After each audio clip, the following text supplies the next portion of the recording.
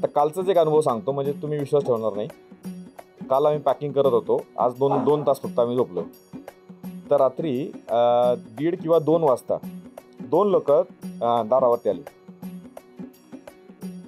कोकणातून आले ते. शोधत काय माहिती, काहीच माहीत नाही. मी फोटो काढलेला त्यांचा. कोकणातून त्यांनी ही बातमी पाहिली आणि ह्या पादुका लंडनला झाल्या. त्यांना त्या पादुकांचं दर्शन घ्यायचं होतं.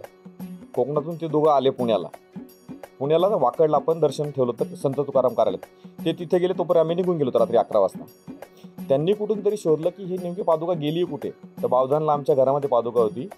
ते लोक बोलले की आम्ही 3:30 वाजता तिथं बाहेर गेटवरती झोपणार होतो. गाडी इथून या गेटमधून जाईल, मग आमचं पादुकाचं दर्शन होईल. पण त्यांनी वॉचमॅनला विचारलं की इथे पादुका कुठे. तर वॉचमॅनने सांगितलं 5 नंबर घरामध्ये. मग ते आले असे, ते बोलले आम्ही बाहेर झोपणार होतो. आपल्याला दादाच्या लहान मुलांनी फक्त आले, बाहेर कोणतरी आले. तर त्यांनी म्हणलं माऊली हे काय. आता पांडुरंगाचा आशीर्वाद आहे का माहीत नाही आपल्याला. ते माणसं कोकणातून दर्शन करण्यासाठी फक्त बातमी पाहून काल आले. 2:30-3 वाजता दाराच्या बाहेर बसलेले होते. त्यांना पण आतमध्ये घेतलं, त्यांना झोपायला जागा दिली, त्यांना बोललं तुमच्या हाताने पूजा करा. एकदम वारकरी आहे. म्हणजे हे जर सांगायचं झालं तर आपल्याला माहिती नाही आहे काय पांडुरंग करून गेला आपल्याकडून. आणि 3:30-4 वाजता गेले ते लोक निघून.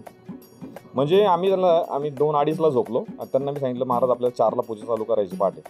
3:30ला ते आंघोळ वगैरे करून त्यांचा जप तप सुरू होता.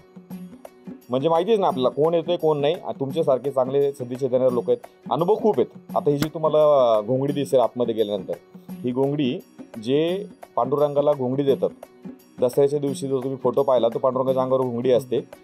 त्यांना ही बातमी समजली, त्यांनी मला बोलवलं. खूप मोठा बिझनेसमॅन आहे, 1000 करोडची कंपनी त्यांची. तर त्यांची पत्नी स्वतः ती घोंगडी विणते आणि त्यांनी आपल्यासाठी ती विणून घोंगडी माझ्यासोबत पाठवलेली आहे. कारण ते पांडुरंगाचं एक आपण वस्त्र समजतो आणि दसऱ्याच्या दिवशी ते पांडुरंगाच्या अंगावरती असतं वस्त्र आणि त्याच्यावरती पंढरपूरचे लोक सोनं लुटतात.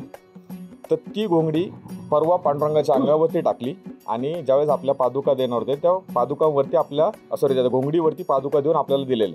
म्हणजे महात्म्य जेवढं आपल्याला पंढरपूरशी समरस करता येईल तेवढं करण्यासारखं आहे. आता मला वाटतं वेळेअभावी मी काही जास्त सांगत नाही. तर ही 70 दिवसाची वारी आहे.